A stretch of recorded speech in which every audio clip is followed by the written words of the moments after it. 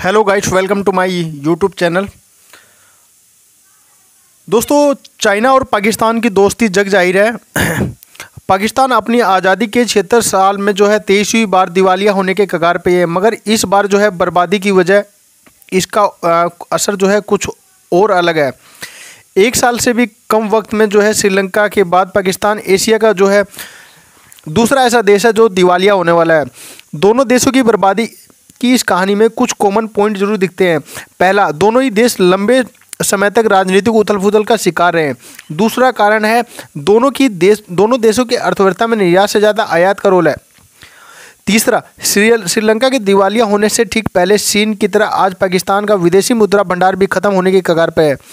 चौथा, दोनों ही देश बर्बादी के समय कर्ज में डूबे होते। दोस्तों, पांचवा और सबसे अहम पॉइंट जो है, दोनों ही देश जो सबसे ज़्यादा जो है कर्ज में थे और जो सबसे ज़्यादा कर्जा है चीन का था। श्रीलंका की दिवालिया होने से ठीक पहले उस पर विदेशी कर्ज का 30% हिस्सा जो है चीन से लिया हुआ था। ठीक उसी तरह जो है आज पाकिस्तान के कुल कर्ज का 30% हिस्सा जो है चीन से लिया हुआ है।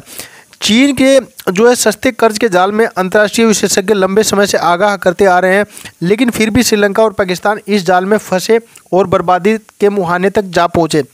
हालांकि एशिया के दोनों देशों के संकट के लिए भारत एक अपॉर्चुनिटी भी है। दक्षिण एशिया में बिग ब्रदर के तौर पर खुद को स्थापित करने से लेकर अपनी करेंसी को इंटरनेशनल ट्रेड में मजबूत करने के इस मौके का भारत इस्तेमाल कर रहा है।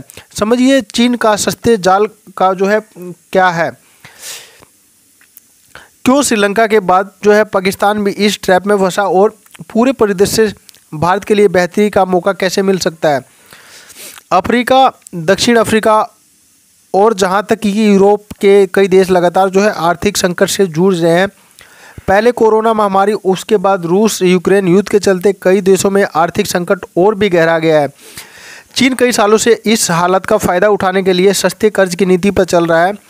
किसी इकोनॉमिक क्राइसिस से जब देश अपने स्तर पर निपट नहीं पाता तो वह दूसरों से मदद मांगता है। ये मदद IMF और वर्ल्ड बैंक जैसे ग्लोबल कई बड़े अंतर्राष्ट्रीय बैंक और दूसरे देशों से भी ले सकते हैं। मदद के तौर पर जो है संकट से जूझ रहे देश को कर्ज दिया जाता है, लेकिन IMF, वर्ल्ड बैंक और ज़्यादातर देश इस कर्ज के साथ कड़ी शर्तें लगाते हैं।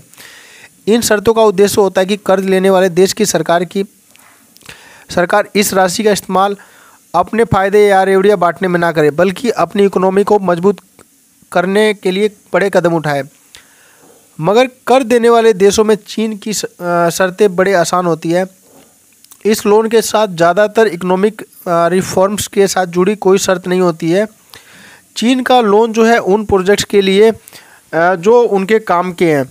चीन कर्ज देने के लिए ज़्यादातर ऐसे देशों को चुनता है जो अंतर्राष्ट्रीय व्यापार या अपने ट्रेड के रूप में अहम स्थान रखते हों। वो इन देशों में ज़्यादातर इंफ्रास्ट्रक्चर प्रोजेक्ट के लिए अपना लोन देता है। इन इंफ्रास्ट्रक्चर प्रोजेक्ट में वो सबसे ज़्यादा वो प्रोजेक्ट होते हैं जो किसी न किसी रूप से चीन के लिए ज़रूरी होते हैं। वो कई ऐसे प्रोजेक्ट हैं के लिए भी लोन देता है जो उस देश के लिए कोई काम के नहीं होते हैं। चाइना जो है अंतर्राष्ट्रीय स्तर पर काफ़ी लोन प्रोवाइड कराता है। श्रीलंका अंतर्राष्ट्रीय ट्रेड रूट में काफ़ी अहम रोल रखता है। शायद यही वजह है कि 2000 से 2020 के बीच में चीन ने श्रीलंका को करीब $12 बिलियन जो है कर्ज के तौर पे दिए। इसका एक बड़ा हिस्सा हमनस्फोर्ड पोर्ट के लिए था। ये पोर्ट जो है राष्ट्रपति गोटबाया राजपक्षे के पैतृक शहर में है। 2008 में इसका कंस्ट्रक्शन शुरू हुआ था, लेकिन ज़्यादातर लागत की वजह से श्रीलंका कर्ज में डूबता रहा। 2016 में इसका ऑपरेटिंग प्रॉफिट सिर्फ $1.81 मिलियन था।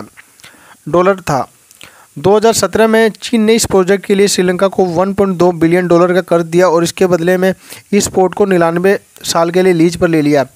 चीन से इस तरह के मिल रहे लोन्स का इस्तेमाल श्रीलंका ने अपने आर्थिक सुधारों की वजह से दूसरों काम में कर दिया। 2020 में चीन ने जो है श्रीलंका को पुराने कर्ज चुकाने के लिए $3 बिलियन का नया कर्ज दिया। IMF इस तरह का कर्ज देता तो पहले आर्थिक सुधारों की शर्त रखता, मगर श्रीलंका ने आसान रास्ता चुनने के लिए चीन से कर्ज लिया। नतीजा ये हुआ कि पुराने कर्ज चुकाने के लिए नए कर्ज लेते लेते श्रीलंका का विदेशी मुद्रा भंडार जो है बिल्कुल ख़त्म हो गया।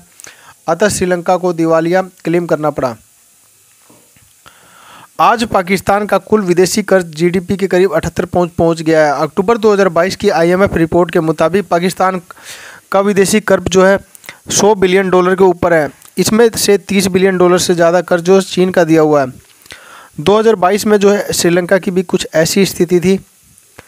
पाकिस्तान का विदेशी मुद्रा भंडार लगातार घटता जा रहा है। पिछले एक महीने में ये आधा रह गया है। जानकारों के मुताबिक ये एक महीने में भी कम का जो है आयात बिल चुका सकता है। अंतर्राष्ट्रीय नॉर्म्स के मुताबिक किसी भी देश के पास जो है कम से कम 4 महीने का आयात बिल चुकाने के विदेशी मुद्रा भंडार रहना चाहिए। 2022 में श्रीलंका की यही स्थिति थी। पाकिस्तान में दूध, मीट और अंडा जैसे जरूरी सामान की कीमतें जो है आसमान छू रही है। डॉलर के मुकाबले पाकिस्तानी रुपया निचले स्तर पर गिर गया है। पेट्रोल डीजल की कीमतें बढ़ने की वजह से मध्यम वर्ग और गरीब तबके के लोग डेली जो है कम्यूट भी बहुत महंगा हो गया है। इसके लिए सरकार जो है आईएमएफ की शर्तों के बड़े कर्ज लेने के बजाय जो है हिचक रही है। देश में बिजली का भयंकर संकट है, लेकिन जनता को राहत देने के नाम पर सरकार ने बिजली के दरों को सब्सिडाइज कर रखा है। बिजली विभाग को अपना खर्च निकालने में भी दिक्कत आ रही है। सरकार फिर भी कह रही है कि बिजली पर सब्सिडी कम नहीं होगी। 2022 में श्रीलंका की सरकार भी कुछ ऐसी ही बातें कर रही थी। गाइस, आज के लिए वीडियो में इतना ही। आगे के लिए हमारे चैनल को सब्सक्राइब करें। Thanks for watching.